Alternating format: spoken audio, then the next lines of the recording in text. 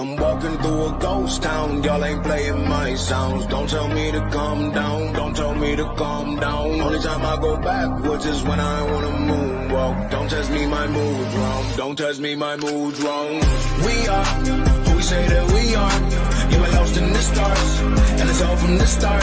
Never running no pace, never on the right page. But we still read that book, and we still run that race. Ay. Mississippi Racer riding out, no shortcuts, no time for that. Mississippi Racer riding out till the wheels fall off, I'm driving that. Mississippi Racer riding out, wheels stop burning, strike the match. Mississippi Racer riding out, red light, green light, red light, good night.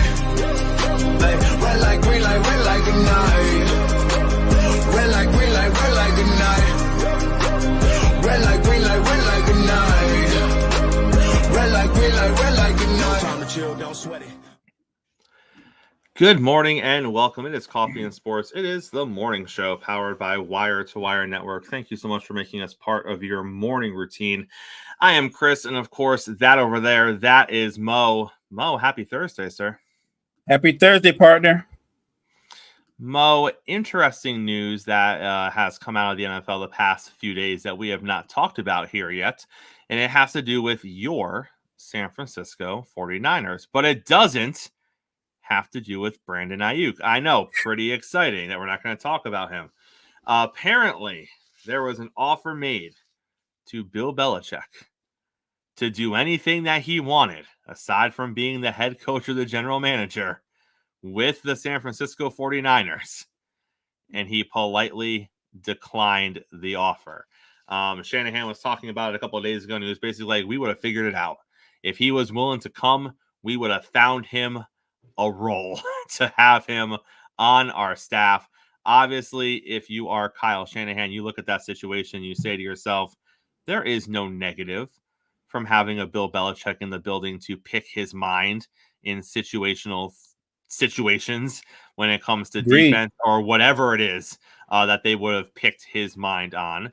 But Mo, if you are Bill Belichick, was there any benefit really for you to that offer? Only if Kyle Shanahan was stepping down after the season was over and Bill was going to become the new head coach. I like that Kyle Shanahan was open to the idea of bringing in someone like Bill Belichick, because you're right. You can pick his brain, situational football, what he would bring to your defense, even in an advisory role, is invaluable. But yet, Shanahan's a control freak. Belichick's a control freak. You can make nice when you're talking about it, but when you're actually on the sidelines, I'm not sure that would have worked. And I think Bill knew that wouldn't have worked, because Bill likes to have control. The idea that he would have just been on the sidelines, giving his 2 cents here and there, or in some other kind of role, I don't think that suits him. He's at his best when he's running things. And I don't think he knows, that thing where before you become a leader, you have to learn how to follow. Bill's followed. He did that before early in his career with Parcells and others. I don't think he can go back to being a follower. He's either the guy or he's not the guy. I don't think there's an in between. And Mo, how does that play out in a situation where like they go to Bill like during game prep leading up to a game? Bill gives his opinion. Kyle goes, no, I think we're gonna do it this way, and then it don't work. And then Monday, Bill goes, yeah, you did it your way. So, you know, he does in that gruff voice. Yeah, you did it your way. That's why we're 0-2, because you did it your way. Yeah. Why even bother asking me if you're not going to take my advice? Right.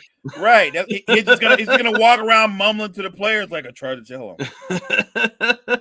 him. Speaking of Bill Belichick, completely on football related. Have you seen the young woman that Bill Belichick is dating? I have not. He is dating a 24-year-old cheerleader. Good for Bill, or good for both of them. I mean, look, if you like who you like, you're into who you're into, and if it works for them, I got I got no problem with it either way. I really don't. Good for Bill though. Good for Bill. Good for Bill. I lied. We are going to talk about Brandon Ayuk. Brandon Ayuk is sitting out of training camp. We already knew that. But now he's being joined. Ayuk's not practicing at the start of camp, and Trent Williams isn't even at camp. So Ayuk is at least there. He's not doing anything, but he's there. Trent Williams is not reporting to camp because he also wants a new deal. Mo, this is not the best way to start off camp for a team that has Super Bowl aspirations. It's not. And look, I get it. Trent Williams is one of the best, if not the best, left tackle in football, and he's currently not paid that way. There are a few guys ahead of him. So of course, what you do is you turn around and go, well, look at the market, and I'm better than these guys. My only issue with that is at the time you signed your contract, you were paid that way. I mean, you know what I'm saying? Like, time changes, it evolves. The next guy up comes along, he's going to get his money. And it is an odd time to do that, knowing what the Ayuk situation is. And you're right. This is a team who has championship aspirations. This is not the kind of training camp you want to have with this kind of stuff happening in the backdrop, because it impacts the team, the locker room, and continuity. I think the 49ers will try quickly to solve the Trent Williams situation. I don't know if they're going to put forth the same effort with Brandon Ayuk, because I think they had a number, and I think they put it out there. This is the number that we're willing to go to. And clearly it's nowhere near what he wants, because he wants to be paid as well as the top 3 receivers in football. And I don't think he's going to get that money in San Francisco. So my guess is they're not in a rush to trade him. He's either going to be a San Francisco 49er this season, or somebody's going to make them an offer they can't refuse that benefits them. Maybe it's a team that desperately needs a receiver. Could be the Commanders, could be the Steelers. There's a number of teams, but I think Trent Williams' situation gets solved a lot quicker than Ayuk's. And Mo, you bring up a great point, and this is something that the NFL is kind of responsible for as far as the teams go, because they continue to allow this to happen. When Trent signed his deal, he was the highest paid left tackle in the league. He agreed to the terms of his deal. They offered X amount of years. He said, yes, I am going to sign a deal for X amount of years, for X amount of money, and it's going to make me the highest paid left tackle in the National Football League. Everyone said, great, let's do it. He did it, and he got paid a buttload of money. Mo, he agrees to the years, knowing that in the time of his contract, other contracts for other left tackles are going to come up. Right. And he just reset the market. So people are going to be looking at his number, and they're either going to go try to match it, or they're going to try to go a little bit above it. And of course, teams are going to be like, well, he set the market, so we got to do what he's got to do. My guy, you at the time, you were the highest paid left tackle. Unfortunately, that's the way this business works. Other contracts have come up since then. Happens to quarterbacks all the time. But you don't see quarterbacks after, 1 year of their new deal and 2 other quarterbacks have signed. You don't see him coming back and going, well, wait a minute, guys. Listen. I was the highest paid quarterback last season, and now it's Trevor. I'm better than Trevor. We got to redo my deal. I got to be making at least $1 million more. You don't see that. It's ridiculous. You sign the deal, play through your deal, and when your deal is up, if you're still the best left tackle in football, you'll be paid accordingly. Or Mo, what he should have done, which he didn't do because he wanted to have his cake and eat it too, he should have signed a shorter deal. He should have signed a 2-year deal, is what he should have done. Then he could have said to himself, in 2 years, I know the market's going to reset. I know I'm going to want to raise. So let me go a short deal, and then let me get more money in 2 years. But Mo, we don't do that in the National Football League, because what if you get hurt? You want the money. You want the guarantees. You want the world. Right. You want the security. So you sign the longer deal. Serve out your deal. Like, what are we doing? And don't forget, and I'm pretty sure I'm right on this. As gifted a player as Trent Williams is, he is one of the older veterans. I think he's probably in his early to mid 30s. Mm-hmm. So you have to factor that in when you're the Niners or Trent Williams, when you're comparing him to other left tackles who may be 7 or 8 years younger than you. I'm just saying that has to be a factor as well. I get it. He wants to be recognized as the best left tackle in football. I think he's one of them. I don't know if he's clear-cut the best, but you signed a great deal. You get all that bonus money right up front. Yeah, there you go. So I knew he was in his mid to late 30s. There you go. He's going to be 37 years old. And look, the Niners, you have to be able to forecast, like, at some point, every player when they're going to hit a wall, right? Like, I think great linemen are able to sustain their greatness longer than other positions. Maybe the only other position that can do that is quarterback. But at some point, he will decline. I don't think the Niners are going to turn around and give this guy a 4 or 5 year deal. Maybe they're going to give him some kind of incentive-laced deal to please him with a little bit of extra money up front. But you don't want this kind of problem in your training camp. Mo, there was a list put out yesterday. It was put out by WB Sharp. He is one of the better analytics guys in the NFL. And he's constantly a guest on, the Herd with Colin Cowherd. He does the ESPN rounds. Whenever we're talking analytics in the NFL, they bring him in. He watches like a ton of tape. He might watch more tape than Gene watches, which is hard to believe that anybody watches more football tape than Gene does. But I think this guy does. What he did was he released a list yesterday on X, formerly known as Twitter. And here's what the list consists of. It says you're down by 1 score. You're down to 7 minutes or less in the game. Your team gets the ball back. Who do you want at quarterback?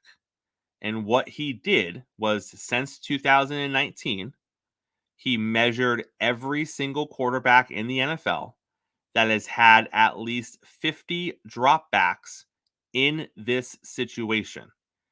And the metric that he used to look at them was not just whether or not they completed the passes and the yards and their quarterback rating, was he went to the advanced metrics, Mo. He looked at whether or not the pass should have been completed. He looked at what should have been the ultimate result of the play compared to the actual result of the play, and the impact that the quarterback had on the success or the failure of that play. And then he put together the most clutch list of quarterbacks based on this metric in the NFL since 2019. Now, before I go through the list, because there's 36 people on this list, before I go through this list, any guess of who's in the top 5? Burrow, Mahomes, maybe. Maybe somebody, maybe an outlier like Kirk Cousins, somebody like that. There's going to be an outlier that I won't think of. Let's go through it, Mo. Number 36, Justin Fields. 35 is Teddy Bridgewater. 34 is Sam Darnold. 33 is Phillip Rivers. 32 is Trevor Lawrence. Interesting. 31 is Jameis Winston. 30 is Zach Wilson. That's right, folks. Zach Wilson is more clutch than Jameis Winston, Trevor Lawrence, Phillip Rivers, Sam Darnold, Teddy Bridgewater, and Justin Fields. Number 29 is Cam Newton. 28, Deshaun Watson. 27, Mac Jones. Jacoby Brissett is 26th. Kyler Murray is 25. Daniel Jones is 24. Dak Prescott, 23. Gardner Minshew, 22. Kirk Cousins, 21. Top 20, Mitchell Trubisky is number 20. Carson Wentz is 19. Your boy Derek Carr is 18, or should I say JG's boy Derek Carr is number 18. Aaron Rodgers is 17. Herbert is 16. Andy Dalton is 15th. Tom Brady is 14th. Geno Smith is 13th. Baker Mayfield is 12th. Ryan Tannehill is 11th. Here is your top 10 since 2019. Jared Goff is number 10. Russell Wilson is 9. Patrick Mahomes is 8. Josh Allen is 7. Jimmy Garoppolo is 6. Matthew Stafford is 5. Matt Ryan is 4. Jordan Love is 3. Joe Burrow is 2. And Lamar Jackson is number 1. Any surprises on there, Mo? I think there's a lot of surprises, but the caveat I would say is stuff like this is proof that advanced metrics don't mean a lot to me. you look, you analytics nerds can put that together, but if you listen to those analytics nerds and you buy into that, your common sense tells you that Mitchell Trubisky's not a great quarterback. It tells you that. Your eyesight tells you that. So the idea that, look, again, I get it. He put a lot of work into doing this stuff. But if you look at that list, and where was Tom Brady? What do you something like 19th? It was something weird. Brady was 14th. 14th. And a lot of the other guys that I would assume are much better were way in the back too. It just further proves that if you put everything on analytics, you will be a fired ass real soon. I'm sorry. All I'm saying is Lamar's number 1, and I'm not anti-Lamar. I'm a Lamar fan. That's fine, but most clutch quarterback in the league, right? Lamar Jackson, right? But right, and the ultimate results are he hadn't won anything major. And right. I watched that game against Kansas City. It was a game that could have been won, low scoring, defensive battle. You just had to put together a drive, and he couldn't do that. So Lamar Jackson is a gifted player. He's certainly one of the top players in football. He is not the most clutch quarterback in the NFL. Since 2019, not even this season, Mo. Over the last 5 years, he is the most clutch quarterback according to advanced analytics. Well, then he's due for a raise. He's due for a ring, some might say, if that's the case. Yeah, get the ring and then get the raise. Let's get JG in here on a Major League Baseball Thursday. JG, Lamar Jackson, the most clutch quarterback in the NFL the last 5 years. You buying it? No, not buying that. I feel like there's a quarterback who continues to win Super Bowls in the last few years that I would actually put that a little bit more. I would put that as Mahomes. He was barely top 10. He was barely top 10. That guy, that scrub. When you win the big game, when you win the last game of the season, and you lead your team to the point of being in that last game of the season more times, than the other quarterbacks that we are playing in this era, I feel like that gives you cachet to be one of the most clutch or most clutch quarterbacks there is. So, no, Lamar can be in the conversation. I don't have a problem with that, but I'm going to go with Pat Mahomes. He's got the rings right now to go with it. And let's not forget, Mahomes had that one playoff run where he was down by like double digits every game in the playoffs, and they won a title that year. So. Yeah. Buffalo, I would think Buffalo would actually agree that Pat Mahomes, is the most, because he's killed Buffalo quite a few times so far in the last few years. JG, let's get into some Major League Baseball stuff. I want to start off with Jazz Chisholm. Apparently, the New York Yankees are interested in Jazz Chisholm, but they, like a handful of other teams, are, quote, weary of his personality. JG, the Yankees in particular are afraid that he may not mesh in the clubhouse with the other guys. JG, we hear this a lot in other sports. This isn't necessarily a baseball conversation that we tend to have a lot as far as personalities, clubhouse, especially when you're talking about the Dodgers, the Yankees, the teams that have the money. They usually go out and they buy players, and it's up to the guys in the clubhouse to make it work. If we think the player can produce on the field, we want the player. Now you're looking at some teams like the Dodgers, like the Yankees, like the Red Sox that are like, we could use a Jazz Chisholm, but we don't like his attitude, so we don't quite know if we're going to pull the trigger there.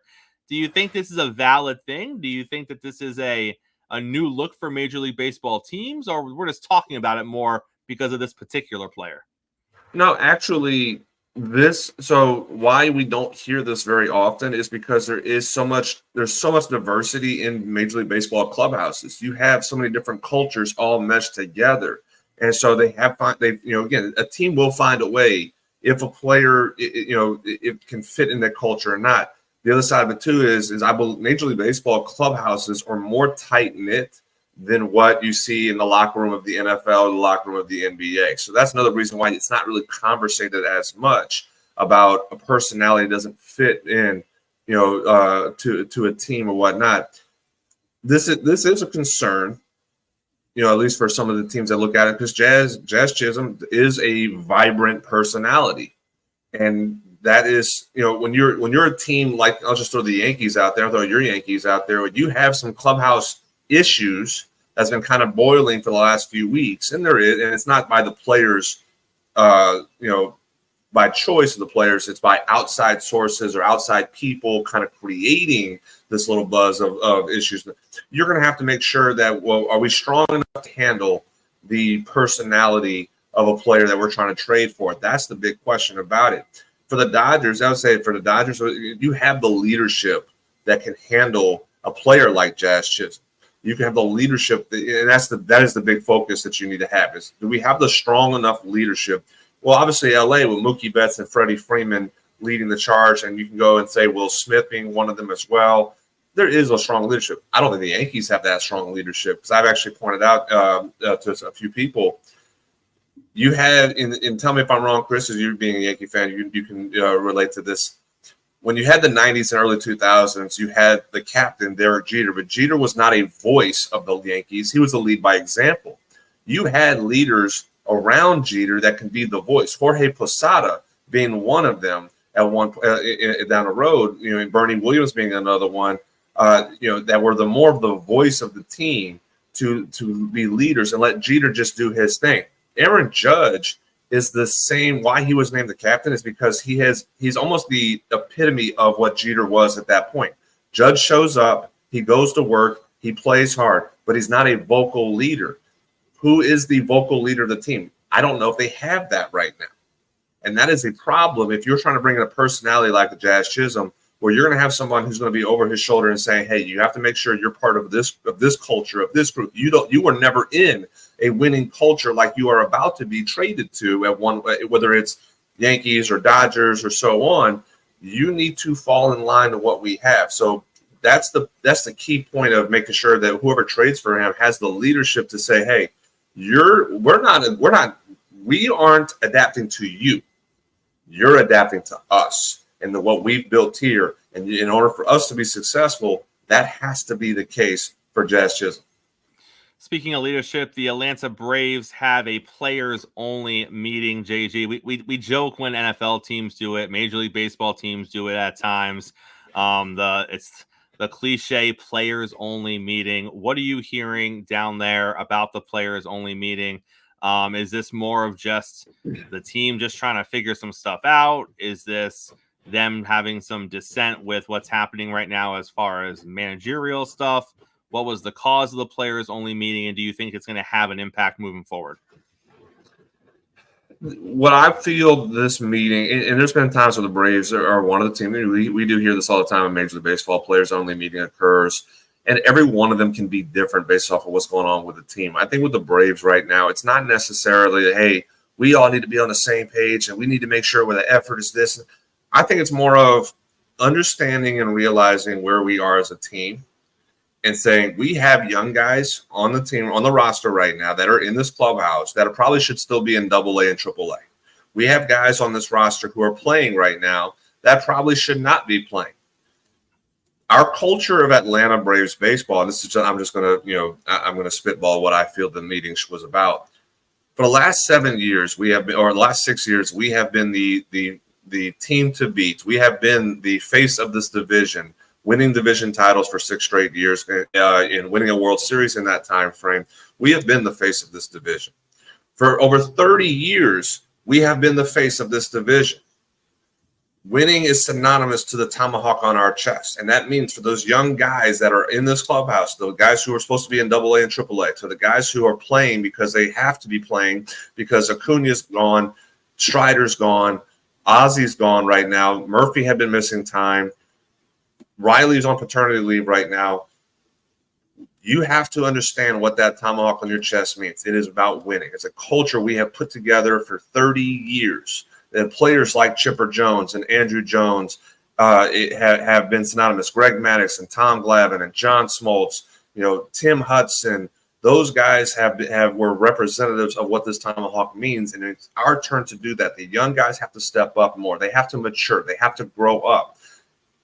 That is what I feel like the meeting was about. Part of the meeting. I think the other part of it is, hey, you know what? Our veteran leaders, the guys who are the core group, we're taking accountability. The guys who are leading this meeting are probably taking accountability, saying, you know what? I'm not doing my job. Matt Olson is not doing his job. Austin Riley has not been doing his job. Ozzy Albies has not been doing his job. Sean Murphy has not been doing his job.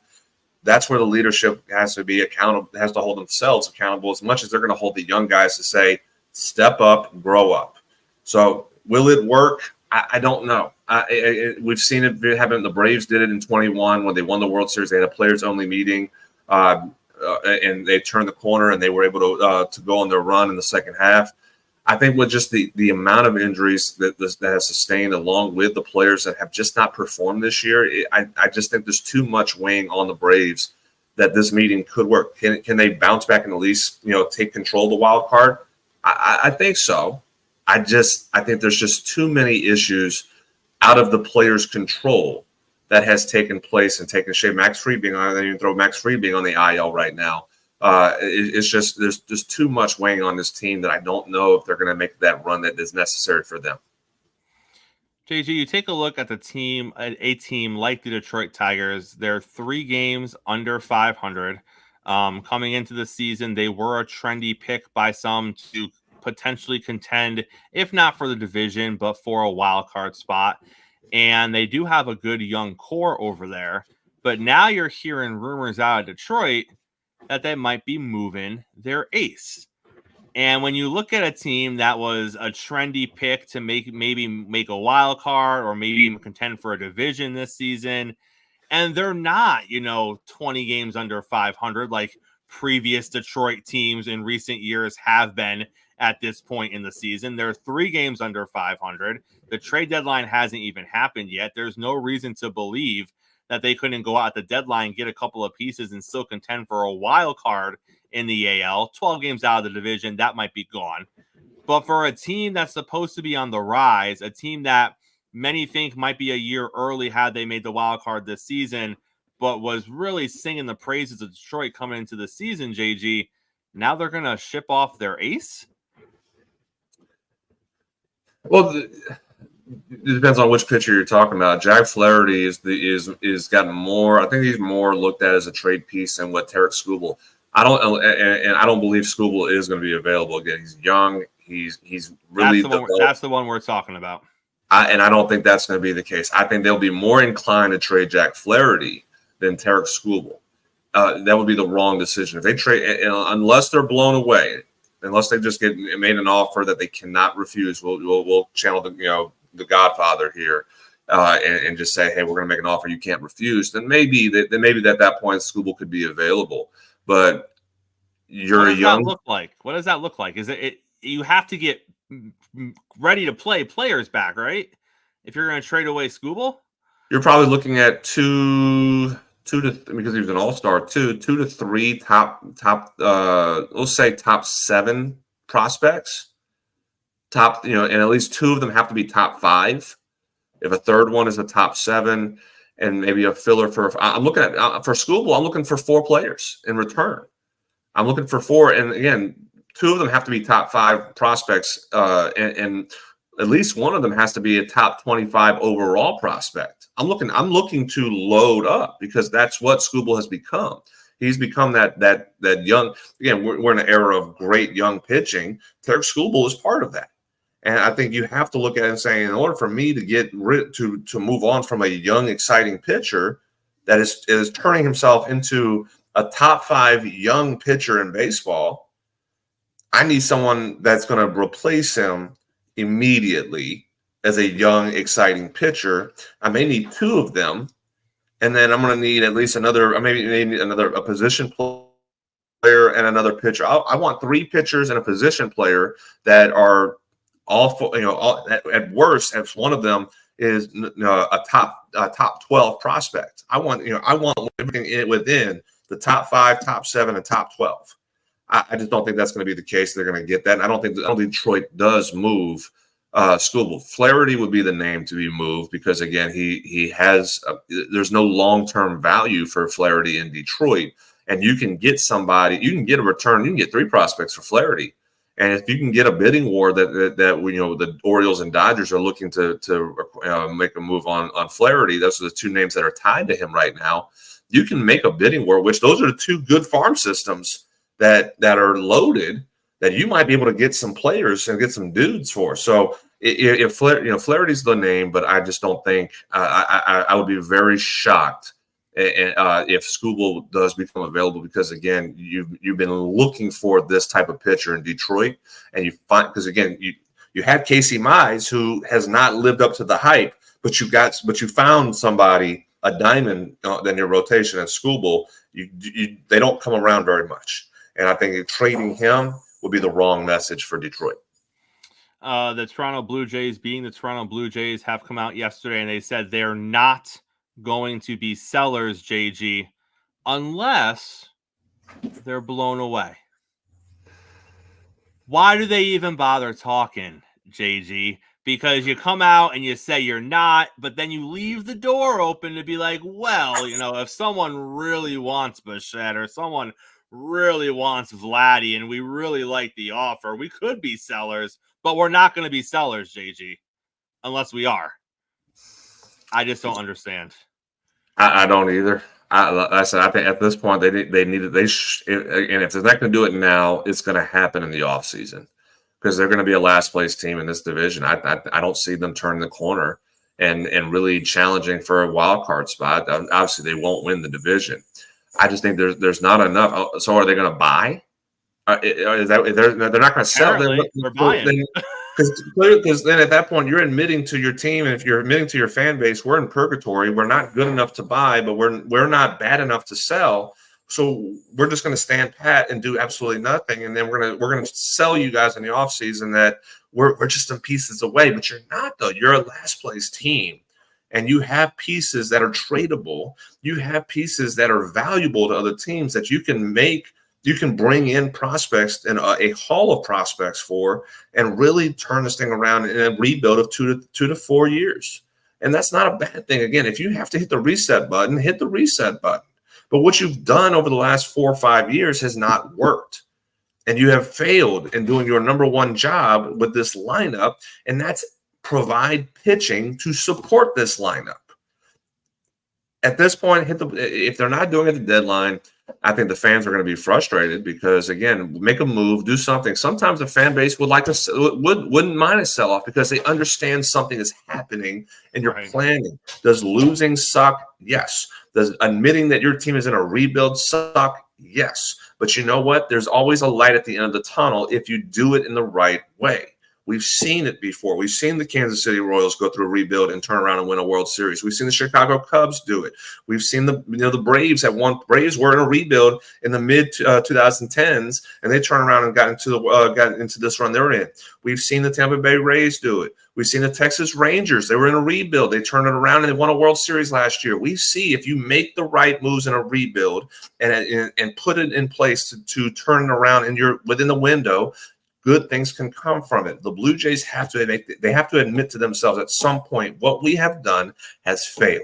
And by selling off our key pieces, which means Vlad Guerrero Jr., Bo Bichette, George Springer, anybody who has value, sell off, build your farm system back up more so than it's ever been before, and hit the reset button for 2 to 4 years. And you might be able to get Baltimore Orioles in the division.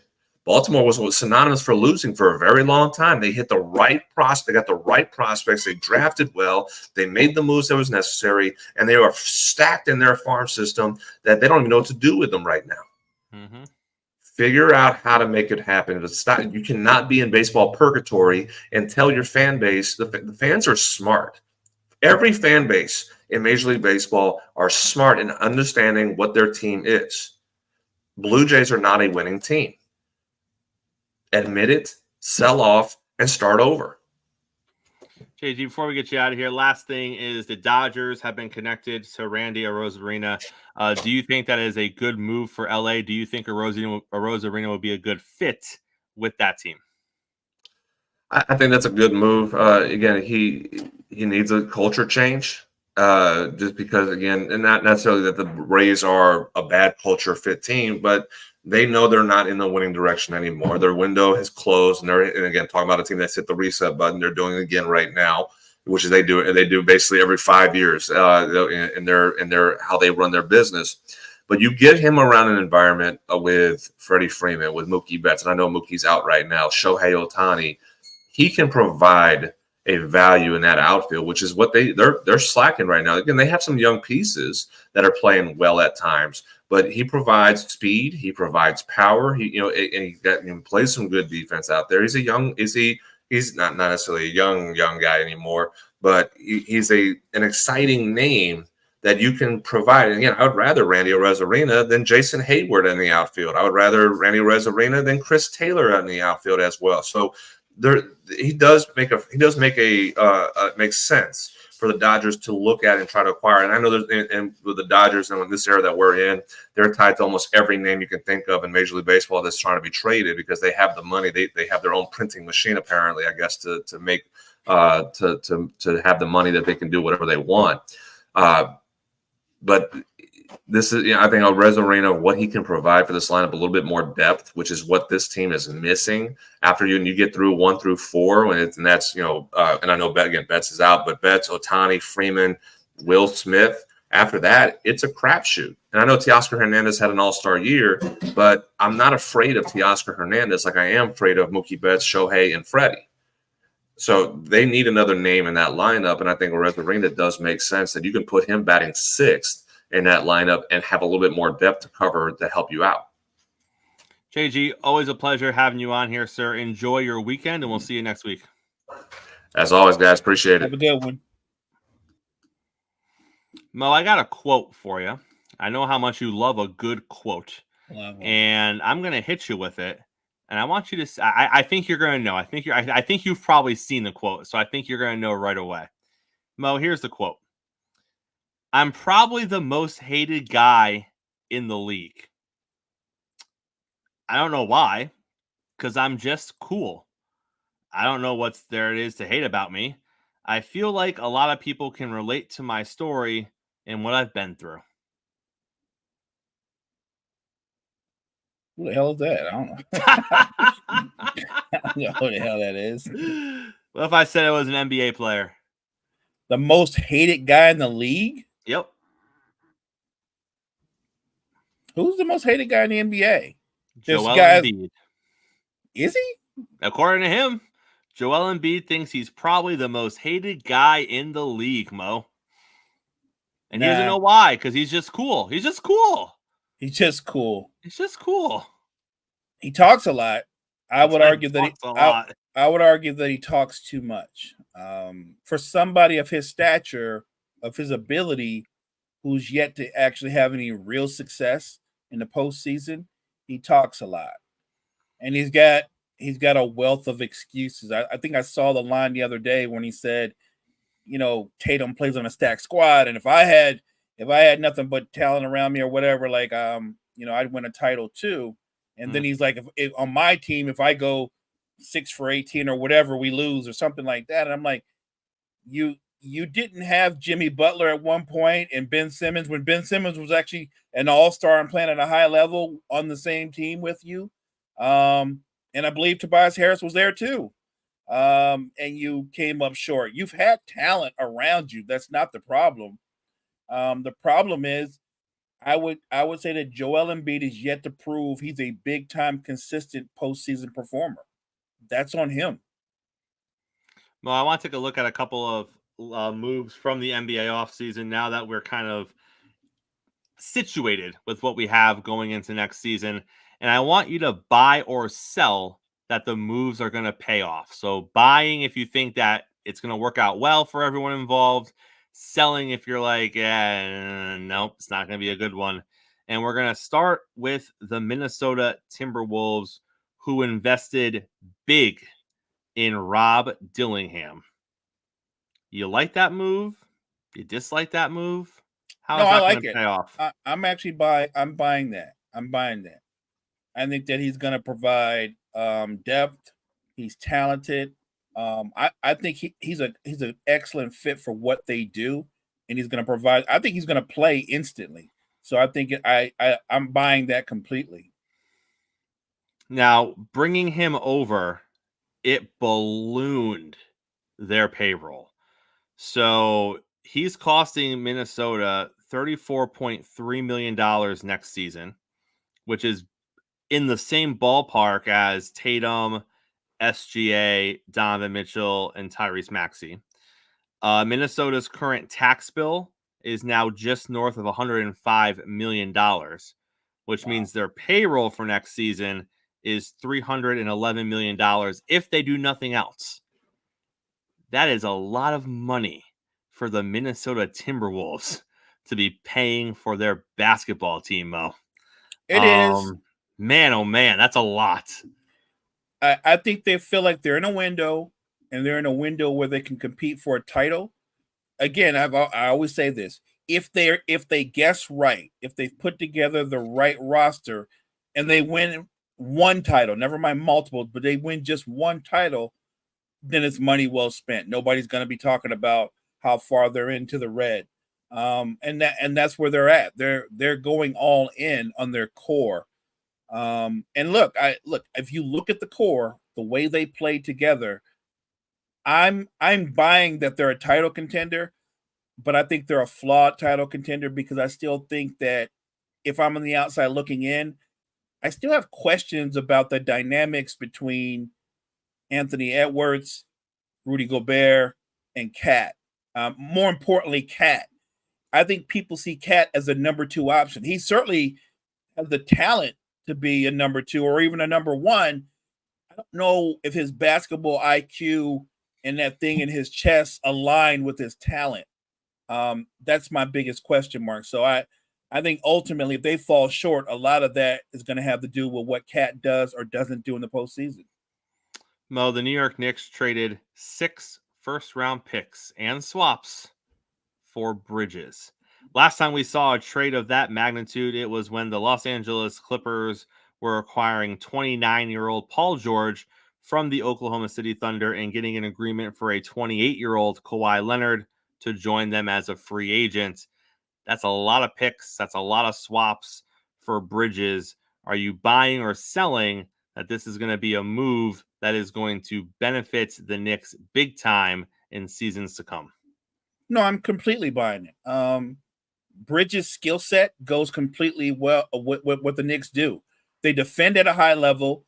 They pressure you, and they play almost a brand of playoff basketball through the regular season. And then they carry on with that same energy in the postseason. Not to mention, he's an elite defender, but he's also an elite defender that can give you 20 a night. When you put him with OG, that gives you 2 versatile defenders in the front court who both can give you baskets. And I like the continuity between him, obviously Brunson, Hart, DiVincenzo, because of their college relationship being for Villanova. So I think chemistry-wise, talent-wise, and skill set-wise, he fits what they do, Chris. Not to mention, will he elevate them and make them a little bit better? Yeah, they're going to be a little bit better. The only question mark I have with the Knicks, and I'm consistent with this, where does Julius Randle fit on that team? I'm not killing Julius Randle. I'm just simply saying, how does he fit in that team? Because when you look at Hart, DiVincenzo, Bridges, Brunson, those are all dogs. So it's OG. He's a dog. I wouldn't call Julius Randle one of those kind of guys. So I'm just wondering, I know on paper people are going to point to, but Mo, he gives you 24 points and 10 rebounds and like 4 assists. I got it. And nope, and I don't disagree. He is terrific in the regular season. He is built for the regular season. He is not built for the postseason. It's really that simple. So, yes, Bridges helps, but they still have that anchor around their neck called Randall. We'll see. He is the Dak Prescott of the NBA. There you go. There you go. Mo, before the NBA draft took place, if you looked at all of the mock drafts that were done by anyone in the national media, there wasn't a single mock draft that had Zach Edey going higher than number 12. That was the highest he went on any national consensus mock drafts. Then you go to the NBA draft, and Memphis takes him at 9. Buying or selling that's going to pay off for Memphis in the long run? For what they need him for, I think it does pay off for them in the long run. Remember, Memphis was not a playoff team, and suddenly, like I keep telling people, somebody's not making the playoffs, and it won't be Memphis. They're going to make the playoffs. They're bringing back Morant. They're bringing back Jaren Jackson Jr. Marcus Smart is going to be healthy. They're literally bringing back Desmond Bane. Their whole squad will be healthy. What they needed was a big body, and Zach Edey is a huge body. They got more than a big body, right? And look, they're not asking him to be the number 1, 2, 3, or even 4th option. What they're saying is they want him to use his size as best he can offensively, in terms of getting stickbacks, and he does have some skill in the low post. Defensively, I think he can protect the rim. Where Zach Edey is going to struggle is when he goes against teams that are able to spread him out and put him in space. And they're going to challenge his lateral quickness, and he's going to struggle that way. But do I think bigger picture, does he help the Timberwolves? Yes. I think Zach Edey is going to be a solid player for the Minnesota Timberwolves. Mo, are you going to buy or sell with the Bulls trading for Josh Giddey? I don't even know what that is. I know the trade, and I know what Josh Giddey is, but I just thought he's not a centerpiece player, right? We can agree on that, right? He's a good player, but you don't tell your season ticket holders Josh Giddey and the Chicago Bulls are coming to town. You're not going to lead with that. Like Jacoby White is their best player. He's their best player.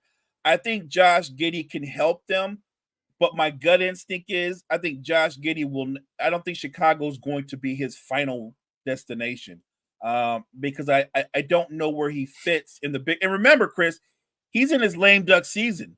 So at some point, him and his agent are going to go, we're looking for $55, $75 million or more. And I don't know if I'm willing to pay $100 million for, I think he gives you about 10 or 11 points, 6 or 7 rebounds, 6 or 7 assists, which those are all good numbers. They're solid numbers. I don't value those numbers at $100+ million. I just don't. Not to mention he can't guard anybody, so he doesn't give you nothing defensively. I just think it was a really lopsided trade that people swear Chicago got the better end of it. I don't see that. And then last but not least, the 76ers give Paul George the 4-year, $212 million contract. If you're looking at the 76ers, this has to be a finals-making move. If they don't make a finals with George on the team, you would have to say it was not successful. So, Mo, with that in mind, with that being the threshold, are you buying or selling the Sixers giving Paul George that deal? I'm buying them giving him the deal. I'm buying them going all in and trying to win a title while Joel Embiid is at the peak of his powers. And I feel the way that I do about anybody that makes this type of move. If you win the title, money well spent. Matter of fact, if you make a finals and lose, I still think it's money well spent. The last time the Sixers were in the finals, AI led them to the finals. It's been a minute. So I think that if Paul George can help elevate you into a stratosphere that you've never been through, especially in the Joel Embiid era, which actually they've never been to a conference finals in the Joel Embiid era, but going to an actual NBA finals, it's money well spent. Cottrell says the 76ers have a bunch of players that don't like showing up in the playoffs, and Maxey. I'm not arguing. I'm totally with you, Cottrell. I'm not arguing. I know why they brought Paul George in. I know what he brings. The guy that I actually have the most confidence in, you brought him up. You're right. I love Maxey. I think that Maxey should be the best player on that team. I think he should be the guy that should be considered the number one option. Mo, in the world of sports that we deal with on a daily basis, when we hear that a star wants to restructure their contract, it is usually never good news for the team or the company or whoever they are associated with. And as we jump into our final talking point here this morning, that is what is happening right now in WWE. CM Punk has openly stated, Mo, he wants to restructure his deal. But here's the caveat. He wants to extend his contract. And when his contract is not over, but when his time is over and it's time to slow down and it's time to take a step back and it's time not to be in the main event anymore, he wants there to be a transition plan for him to take Shawn Michaels' spot running NXT. So that's interesting. I think that's ambitious. But it's ambitious for sure. But he's bought in, right? He's bought in. Yeah. He's definitely bought in. You can't say he's not bought in. 100%. The question is, though, unless Shawn Michaels is retiring or stepping away, that would be breaking news. The last time I saw Shawn Michaels do an interview, he was talking about how much he loves his current role and what he does in NXT. So unless Shawn Michaels is stepping away, CM Punk is living in a fantasy land. Not to mention, again, he's not like some young spring chicken at his peak of his powers. If I had to guess, he's probably in his early 40s, if not older. Yeah, he's probably got a few decent years left in the ring. Right, but to go like, well, unless you're saying when Shawn's done and there's a vacancy, that's great. But I don't think Shawn's going to be done anytime soon. And he's actually been great in that job, in that position. I think CM Punk is overplaying his hand. Like, you want more money. You want your deal negotiated. Look, he's a big name. He's a big star. But he's not the biggest star in the WWE universe. He's not. There was a time when he could have made that claim. It's not now. I don't think he's going to get what he wants. It has been reported by numerous people within WWE that CM Punk has literally been living at the Performance Center every opportunity that he gets since he has returned to the company. Obviously, he was rehabbing for a good minute with his injury. That's another reason why he was down there.